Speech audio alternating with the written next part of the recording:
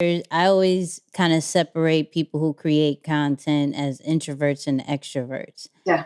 And you continuously lie and say you're an introvert. I don't understand this lie. I don't get it. Right? But um supposedly people she's an introvert but Yeah. creates 17 million pieces of content on video and then snaps at people who don't do it like her. It's really funny. Come to Clubhouse, we'll do a room. Y'all pick a day and I'll make her snap like she usually does, which makes me once again think that she's not an introvert, but it's fine. It's cool. So I'm going to let her speak on this fib that she has about being an introvert on social media. Okay, so Sarah, hey, um you identify as a introvert. So, can you talk to the people about, creating content as an introvert? Because I think you've mastered that very well. I know how to turn it on now, but that took 32 years of work. That took some self-discovery. Um, and the reason why I snap is because, like, do you have something to say or not? Do you have something to share or not? I want growth. How? You I don't want know. growth. But you don't show up. I want to monetize, baby. Listen, I need you to come all the way back. Let's walk, let's crawl before you run. You want to monetize, but you don't show up. So that's why I tend to like snap because it doesn't make sense. I'm like, make it make sense. There's no strategy here in how that works. But I am naturally an introvert, and the reason why I can make so much content is because 99% of the time I'm by myself. I don't have to talk to anyone. I don't have to engage with anyone. Every time I hit, there's a misconception that, like I was saying earlier, like you feel so confident about the reel or whatever it is. I hate with a passion the way my voice sounds. I have never rewatched any interview I've ever done ever. I don't like it, but I Not do. even the grilled cheese one? I did. Well, yes, because I had to edit. Yes, it had to be edited. So I did, but just like this, like I don't like the way my voice sounds. But I know that what I have to say is more important than what I think or what I feel. Again, it's not about me. And then when I create content, because I'm alone, nobody's watching. When I do content in public, I literally want to throw up. I hope nobody sees me. I hope nobody's watching. I hope oh my gosh, confession. The first time I did a photo shoot in public, I had to take a shot of tequila because I was so nervous, like I couldn't relax and I just wanted to hide. But I didn't become an extroverted introvert until like into my 30s. But also I will say this, when I do turn on the extrovert, that is just so exhausting. It's exhausting. It takes me hours to recover and rejuvenate because it's giving so much and I can't like stay enclosed and I can't like vulnerability isn't my strength. I like to be safe and stay in my own bubble by myself. And I'm more comfortable that way, which I think is one of the difficulties of also being a leader, Moose, because you can't afford to be an introvert in that scenario. I can't afford Yeah. too many mistakes are being made. I have to lead.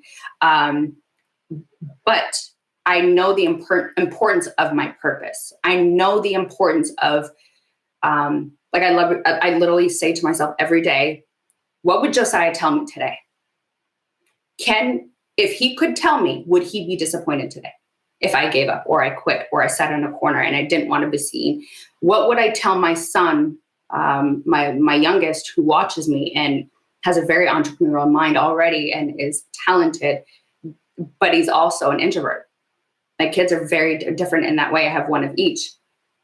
So by helping them navigate the world, especially as Black men, within their introvert and extrovertedness, it forced me to reevaluate how I work in the world and where I fit in the world and if I matter. And how can I tell the boys, my introverted son, that he matters and I don't live it? I can't lie to my kids. I can't. I'm not perfect, but the one thing I can say is I try to you do your best as a parent. And I think with my scenario, especially with Josiah, everything that I put out is would my kids be proud, whether I'm introverted or not. It's not about me. Yeah, no, that's incredible. And it sounds like you've really found a way to tap into your psychology so that you can make sense of the things that make you uncomfortable and use people that are so meaningful to you, especially your children, so that you can push past some of these uncomfortable stages for you. Now, I want to see if you have something similar for maybe the discomfort of putting something out.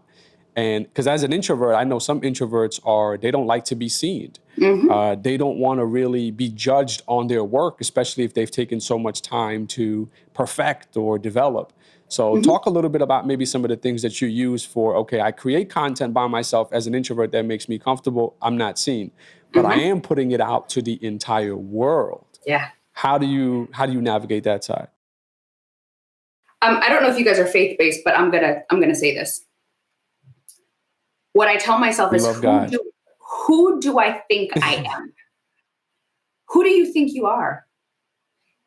Biblically speaking, even Jesus had haters. Even the most perfect living being, the most holy person, had haters. And I don't call them haters, I call them celebrators. They were celebrating him. Because I actually don't mind celebrators, because one, it increases my engagement. So I'm like, thank you.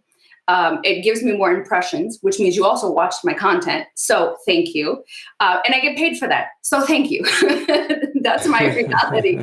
But it comes with the territory. You can't make everyone happy. You just can't. You ever be on the schoolyard and somebody didn't want to be your friend when you were a kid? Now we're just doing that as adults. And adults are mean and miserable. And I think about, a lot of times the comments are not a reflection of me at all. It's a reflection of what they think about themselves. The darn grilled cheese video, I got hate. Grilled cheese. Someone said, this isn't something that if you know what I'm saying, we don't eat that and we don't do that. First of all, my response to the person was, in love, what I post on my page is not up for debate. And it's not a matter of race. You're more than welcome to enjoy this content. And if you don't, just say it's not my preference. And I hope you have a blessed and wonderful day. And that's how I left it. And the person responded with an apology. Right after that, I get another one. And someone said, yuck, with a throw up emoji. I politely respond, which I don't typically respond to celebrators, but I was in a good mood that day and had time. I had time. And, and the person said, yuck. And I said, let me correct you. I think what you're trying to say is this is not a preferred grilled cheese for me, or I've never tried it and I don't think I ever will. And again, the person came back with an apology. Now, I'm really blessed in a lot of my hate or celebration is very minimal. Like it's minimal.